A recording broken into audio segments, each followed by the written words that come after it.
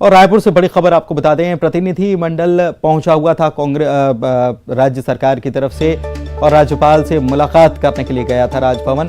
वहां पर मुलाकात हुई। मुलाकात करने के बाद कई मंत्री और विधायकों ने उनसे मुलाकात की राज्यपाल से और बैठक के बाद न्यूज 18 से स्वास्थ्य मंत्री टीएस सिंहदेव ने बातचीत की है और कहा है कि विधेयक को अनिश्चित काल के लिए रोकना नहीं चाहिए, इससे छात्रों का भविष्य प्रभावित होगा। आरक्षण को लेकर सियासी पेच लगातार फंसा हुआ है। राजभवन में अभी भी कांग्रेस प्रतिनिधि मंडल ने गुहार लगाई है कि इस पर हस्ताक्षर कर लिया जाए। हमारे साथ चर्चा करने के लिए वरिष्ठ मंत्री टीएस सिंहदेव है। सर, 2 दिसंबर 2022, 3 जनवरी 2023, 1 महीने से ज्यादा का समय बीत चुका है।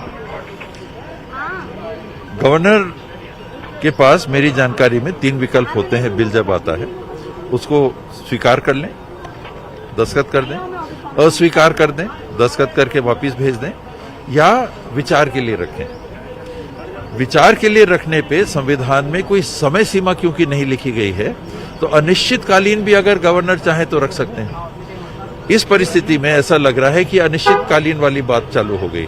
नुकसान क्या क्या हो रहा है इससे? अगर अनिश्चितकालीन तक अगर विधेयक को रोका गया तो क्या नुकसान हो रहा है? जिन बच्चों को इस आरक्षण के आधार पर शैक्षणिक संस्थाओं में भर्ती लेना है, चाहे स्कूल हो चाहे कॉलेज हो, वो प्रभावित होगा।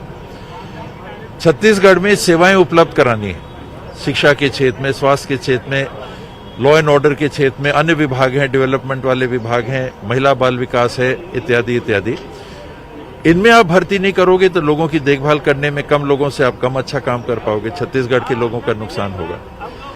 इन नौकरियों के माध्यम से युवतियों को, युवाओं को नौकरी का भी अवसर मिलेगा।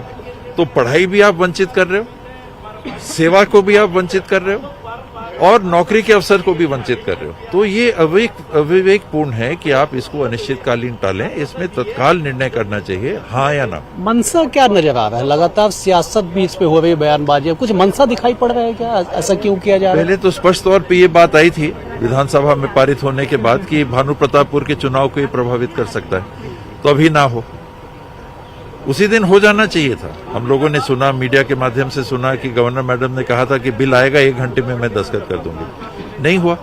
चलिए, चुनाव की बात है, चुनाव प्रभावित हो सकता है इसलिए उन्होंने रोक लिया, समझ में आता है। चुनाव हो गया, बिल पारित यानी हस्ताक्षरित नहीं हुआ, चुनाव हो गया, हार जीत सामने आ गई, यानी उसको रोकने का कोई असर नहीं पड़ा चुनाव के परिणाम में, जो सोच रहे थे कि फर्क पड़ेगा। अब उसको आगे रोकने से क्या होने वाला है? आप ये मान के चलिए कि इस व्यवहार के कारण भारतीय जनता पार्टी अपना छत्तीसगढ़ में सुपड़ा साफ कर रही है। चलिए, मतलब ये है कि आरक्षण को लेके ये सियासत यूं ही थमते हुए नजर नहीं आ रही है। अभी आगे इसमें कई और दांव पेच देखने को मिलेगा। कैमरा पर्सन रोहित श्रीवास्तव के साथ अवधेश मिश्रा, न्यूज 18 छत्तीसगढ़। बीजेपी नेता सुधांशु त्रिवेदी ने प्रेस कॉन्फ्रेंस कर राहुल गांधी पर निशाना साधा है। उन्होंने राहुल